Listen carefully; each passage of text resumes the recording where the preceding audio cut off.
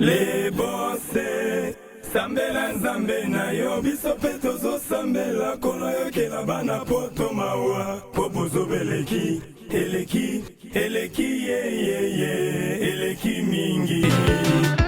Oh bon, c'est TV Live officiel et la RTC Yoga du Chica Toke Ma Ande boré Sama mbongo na yo Oh mon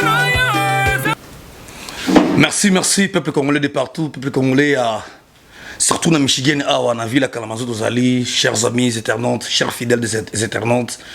Dans le pays, bino batu zinga Illinois, toi ils sont à Iowa, toi ils sont à Ohio, bino batu aux alentours awa.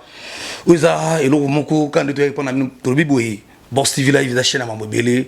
Oui, bi tant tout ça là bah émission super trash promo le lot on a trash promo auto MB on a souvent ça permet que la minute où tu s'est présenté dans mon coussé parce que trash promo tout ça pendant ça la promotion dans la salle déjà appel l'année passée tant tout ça qui émission mon moment j'ai libata tout bien que tous allez pendant au sunga mutunyo o katakasuki o tonga bilamba.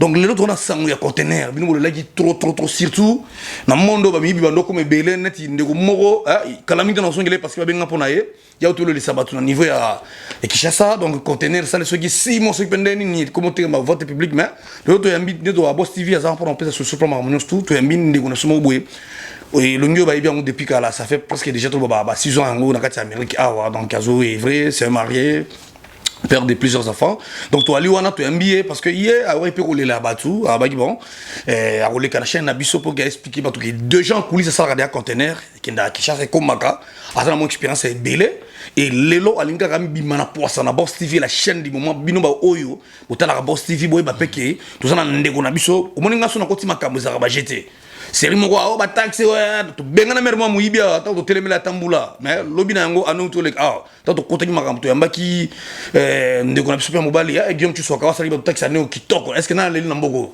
ndenge moko muibia ba conteneur to tcha bango là-bas mais to yei kokutana ndeko oyo ya assuré biso ça dit que ceux qui pata ko nizali bino bozo ndenga parce que moi je parle trop OK mais bo pesa en confiance ni bo pesa na tango taxi mais ndeko yo ngana ibe très bien.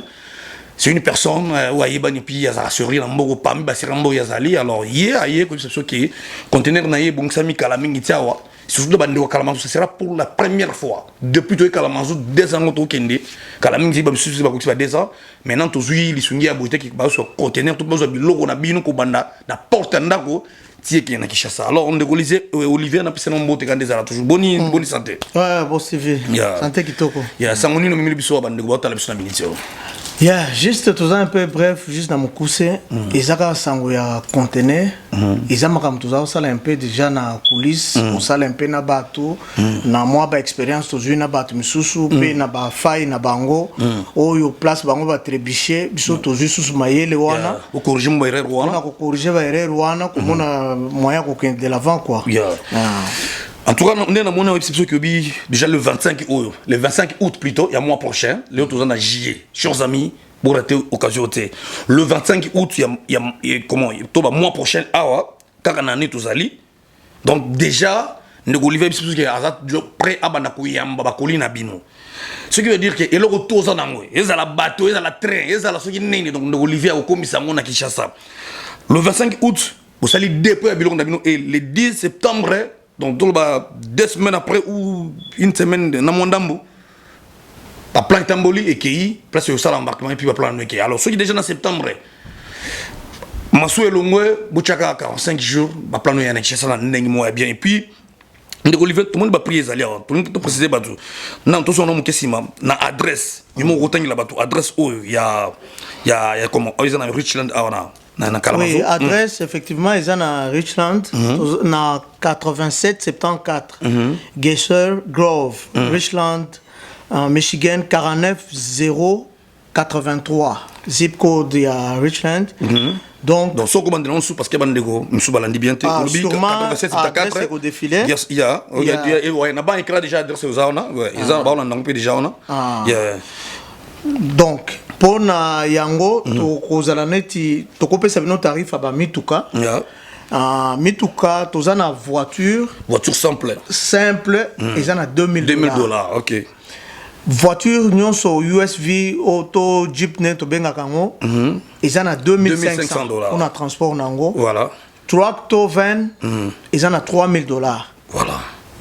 En tout cas, chers amis, Bolandi mo galobinga ko bandele no mama lumbango. Donc voiture simple net de baraba, voiture mo donc ça va faire du tout banini assez. Ils en a $2000. Jeep, ils en a $2500. Donc toi tu as le droit la Jeep Cherokee par exemple, donc $2500 Mazda tout donc bah, CX9, CX7 donc $2500.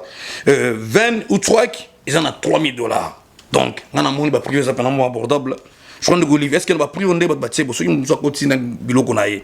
Parce que à s'attendre na douane. Et yemo au sala douane ou bien yo zo à part bon voiture. Est-ce que yemo pour ça à mesure c'est là ba tout douane na Kinshasa ou soit tu montres mon toi ça capable ça la douane na soit na douane na. Bon, en fait, le col to komina no agence T, to za envoie ya ko comme agence. Le col to komina no agence T, ya ngwana to za ko sala makambo nyonso ezokoma ti Kinshasa. Retrait ya eloko nyonso ti na kati ya Kinshasa muntu ako retirer eloko na ye. Voilà. Yeah. Merci. Mais à part wana, ezana bilo monsieur za net ba colis, ba basa o mat wana net ba carton ya yuol wana. Na mono lo bia carton manko, to be basa o mat $200. Et donc il y a carton il y a yuol $200. Bon so net mutaye na machine à coudre. Donc nous soyons là sous na machine ya bilamba par exemple. Nous soyons là sous na machine à foufou par exemple.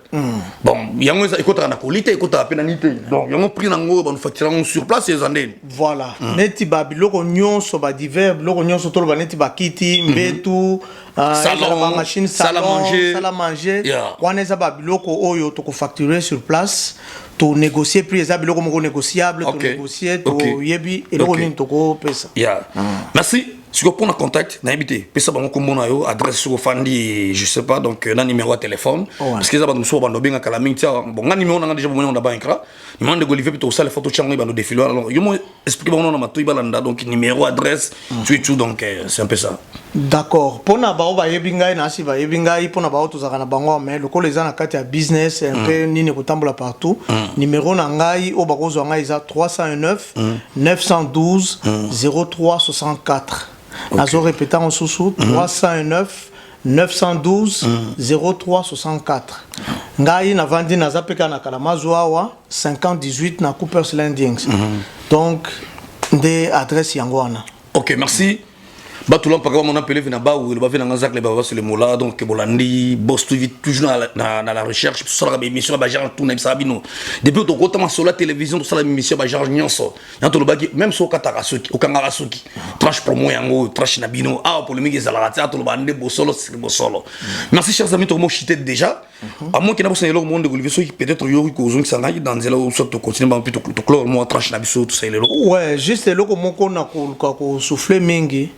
En tout cas, ils ont juste pour éveiller conscience à bateau.